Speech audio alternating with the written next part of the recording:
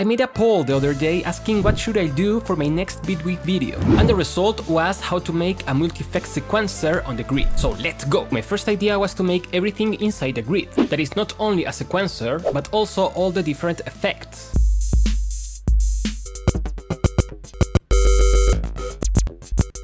It was a cool idea, but it has a lot of limitations and it doesn't sound too good. Still, let me explain what I have here so you understand my thought process. As you see, I'm using steps to make step sequencers. All of them are on gate, and a gate goes from 0 to 1. That means that if we modulate something with this, we can go from 0 to 100. And that's exactly what I'm doing. For example, for the chorus, as you can see, every time we have a gate open, the chorus mix go to 100. But the first complication was that not every device has a mix knob, for example the filter. What I had to do was to put a selector with a dry signal and a filtered signal and modulate the button. I can choose if it's on or off. And as you can see, every time we have this on the red, we go to the filtered signal. And I had to do this selector thing on every other device that doesn't have a mix knob, which brings me to another issue. I had to create some effects from scratch. For example, the looper is really a recorder, and I had to time it to the time signature so it will record every bar and it will loop them depending on the ratio we have right here.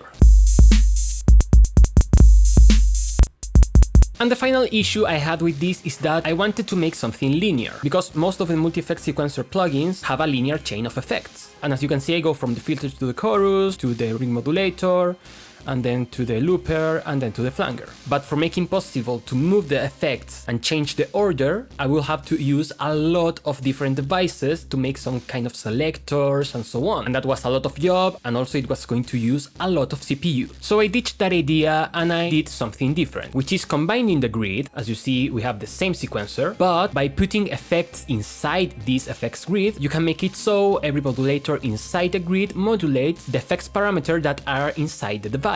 I put a chain in the post effect, and as you can see, I have the different effects corresponding to the sequencers.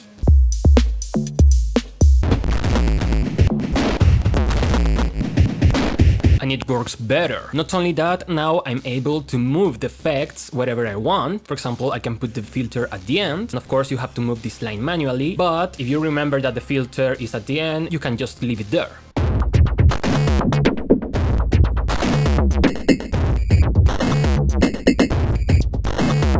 So, how does this work? Pretty similar to the other. When a gate is active, it goes from 0 to 1, and an off means from 0 to 100. I'm using the modulator out to be able to modulate the mix knob with the sequencer, as you can see for the chorus right here. Now I'm able to also change the parameter of the chorus, and at the same time keeping the sequencer on the screen.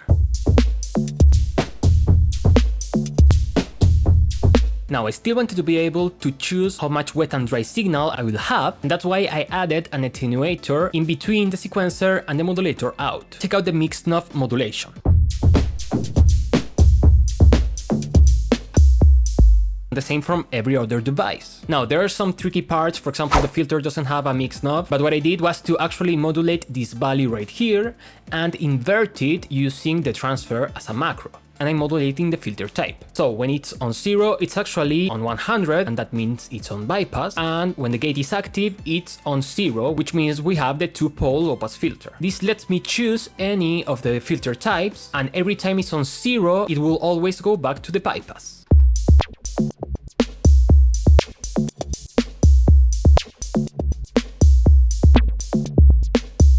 And by the way, another powerful thing is that now I can also add different modulators to each of the effects. The other nice thing that I did was to make some kind of looper, but it's actually a delay with glitchy features. And I did that by adding a random module that's modulating by a little bit the time signature of the delay.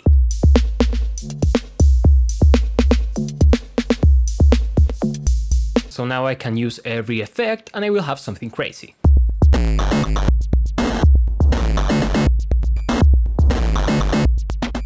Finally, you can change the amount of steps, but you can see that all of the sequencer will still start at the same time, giving you polyrhythms. And you know that I love polyrhythms, but I also wanted to be able to choose the time signature of each sequence. And for that I did the following. I don't know if you know, but how time works in the grid is actually by this concept of phase. literally how long does it take to go from 0 to 1 in a linear manner. If we put the phase input on a scaler and then we change the ratio, we can make it go faster or slower. Now the issue is that it's not starting at the same time with the others, and that's why I added the transport device to this yellow input, which means that it will reset the phase each time I press play.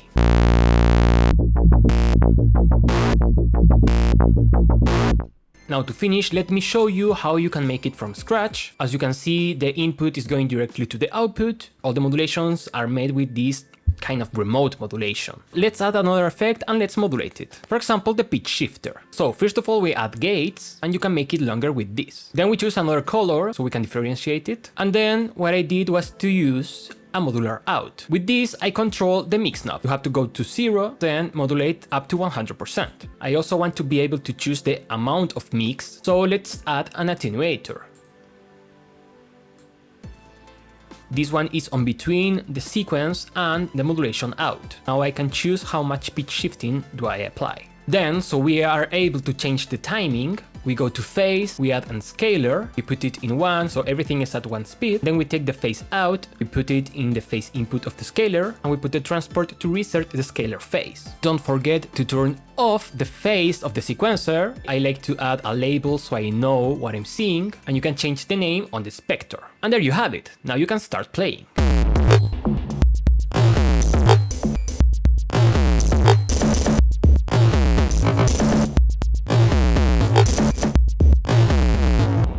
It seems complex, but it's really easy. And if you want to download this project, you can become a level 2 patron or a member of the channel. If you have any question, let me know in the comments down below, and I will appreciate if you give a like to the video. So, I will see you next time, and bye bye!